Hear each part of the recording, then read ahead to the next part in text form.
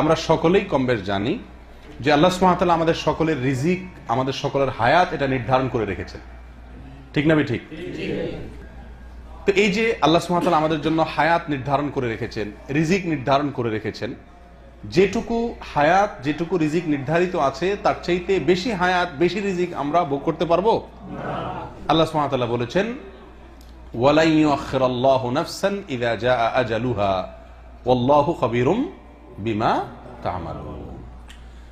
মানুষের যখন সময় এসে যাবে তখন এক বিন্দু পরিমাণ লেট করা হবে না, তখনই তার দুনিয়া থেকে চলে যেতে হবে। তাহলে বোঝা গেল আমাদের হায়াত এবং আমাদের জীবন এগুলো আল্লাহ সুবহানাহু ওয়া তাআলার পক্ষ থেকে কি হায়াত, জীবন নির্ধারিত। রিজিকও আল্লাহ সুবহানাহু ওয়া তাআলার পক্ষ থেকে নির্ধারিত। নবী সাল্লাল্লাহু আলাইহি ওয়াসাল্লাম বলেছেন, সহিহ হাদিসে আসছে যে একটি শিশু যখন মাতৃগর্ভে 4 মাস বয়স হয় গর্ভের, তখন আল্লাহ সুবহানাহু ওয়া তাআলার পক্ষ থেকে একজন ফেরেশতা আসেন, আল্লাহ একজন ফেরেশতাকে পাঠান। এই ফেরেশতা এসে ওই শিশুর মাঝে রূহ ফুৎকার দেন। রূহ কি করে? ফুৎকার দিয়ে থাকেন। এবং এই শিশু দুনিয়াতে এসে কতদিন হায়াত পাবে, কবে সে দুনিয়া থেকে বিদায় হবে সেটা লিখে দেন। এবং আরো লিখে দেওয়া হয় যে এই শিশু পৃথিবীতে এসে কতটুকু পরিমাণ কি রিজিক ভোগ করবে, কি আমল করবে। তাহলে এই হাদিস থেকে বোঝা গেল আমাদের হায়াত, আমাদের রিজিক এগুলা সব আল্লাহর পক্ষ থেকে নির্ধারিত এবং চূড়ান্ত। ঠিক না বেঠিক? অথচ আমরা জানি অনেক আমল করলে, কোরআন এবং সুন্নাহ অনেক আমলের ব্যাপারে আমাদেরকে নির্দেশ করা হয়েছে যে অমুক আমল করলে, অমুক কাজটা করলে আমাদের রিজিক বাড়ে, হায়াত বাড়ে। এরকম আছে না? তার ভিতরে একটি উল্লেখ করার মতো সহিহ বুখারীতে আসছে, আনাস ইবনে মালিক রাদিয়াল্লাহু তাআলা বর্ণনা করেছেন, নবী সাল্লাল্লাহু আলাইহি ওয়াসাল্লাম ইরশাদ করেছেন, মান সাররাহু আন ইউবসাতা লাহু ফি রিজকিহি আও ইউনসা লাহু ফি আসারিহি ফালিয়াসিল রাহিমাহ। যদি কেউ চায় তার রিজিক বাড়ায় দেয়া হোক, তার হায়াত বাড়ায় দেয়া হোক, এটা যদি কেউ চায়, আশা করে, তাহলে সে যেন তার আত্মীয় স্বজনের সাথে সুসম্পর্ক বজায় রাখে। আত্মীয় স্বজনের সাথে সুসম্পর্ক বজায় রাখলে কি হবে? রিজিক বাড়বে, হায়াত বাড়বে। তাহলে একটু আগেই আমরা শুনলাম যে কোরআন এবং সুন্নায় আল্লাহ সুবহানাহু ওয়া তাআলা আমাদের রিজিক এবং হায়াত এগুলোর ব্যাপারে এগুলোর পরিমাণ আল্লাহ তাআলা চূড়ান্ত করে রেখেছেন। তাকদীরের উপর আমাদের বিশ্বাস আছে না? ইমানের গুরুত্বপূর্ণ একটি পয়েন্ট হলো তাকদীরের উপরে বিশ্বাস করা।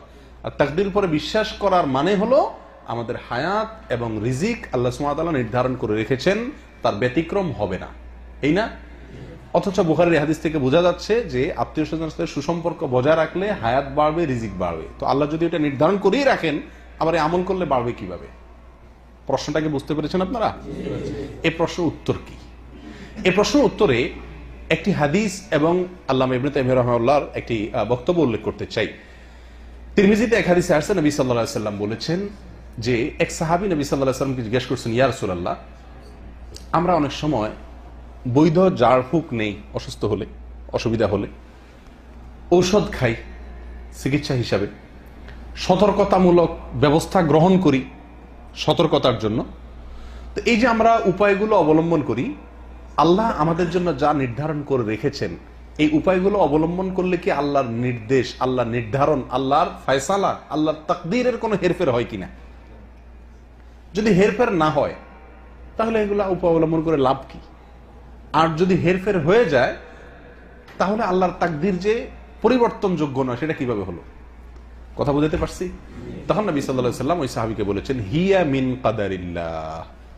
অর্থাৎ এই যে আমরা ঔষধ খাই, ডাক্তারের কাছে যাই বাঁচার জন্য, হায়াত যাতে থাকে, যাতে না মারা যায় সেই জন্য, সুস্থ থাকার জন্য, রিজিকের জন্য আমরা যত উপায় অবলম্বন করি, এই উপায় অবলম্বন করব এবং তার ফলে সুস্থ হব, সুস্থ হওয়ার ফলে আরো কিছুদিন বাঁচবো, এগুলোও সব আল্লাহর তাকদীরে কি আছে? লিপিবদ্ধ আছে।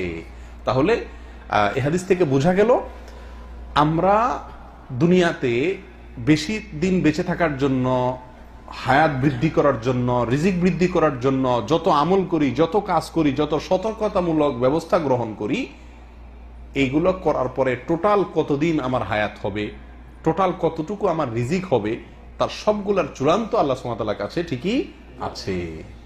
কথা বুঝাতে পারছি? এই বিষয়টি আরো পরিষ্কার হয়ে যাবে মজমুউল ফতোয়াতে আল্লামা ইবনে তাইমিয়া রাহিমাহুল্লাহর একটি কথা থেকে। তিনি বলেছেন যে আল্লাহ সুবহানাহু ওয়া তাআলা নির্দেশ করেন ফেরেশতাকে যে অমুকের রিজিক লেখো, তুমি অমুকের হায়াত লেখো, তখন ফেরেশতা লেখেন যে অমুকের জন্য এত বছর, এত দিন, এত মাস, এত ঘন্টা, এত সেকেন্ড বরাদ্দ। এটা হলো তার হায়াত। কাকে নির্দেশ করেন আল্লাহ তাআলা? ফেরেশতাকে। তো ফেরেশতা ওটা লেখেন।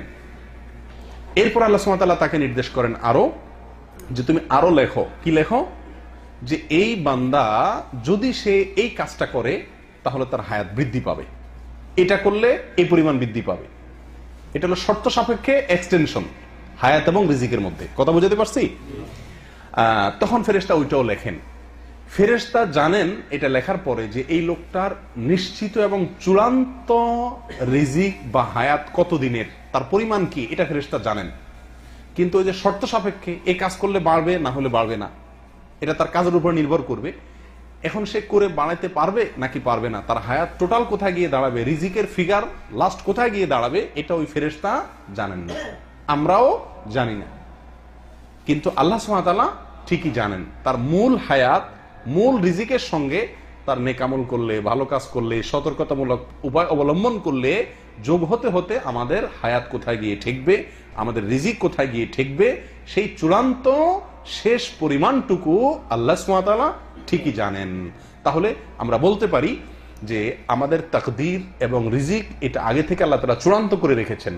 আর আমরা আমলের মাধ্যমে, কাজের মাধ্যমে, সতর্কতামূলক উপায় অবলম্বন করার মাধ্যমে আমাদের রিজিক এবং হায়াত বাড়তে বাড়তে কোথায় গিয়ে দাঁড়াবে সেটাও আল্লাহ সুবহানাহু ওয়া তাআলার এলেমে ঠিকই আছে।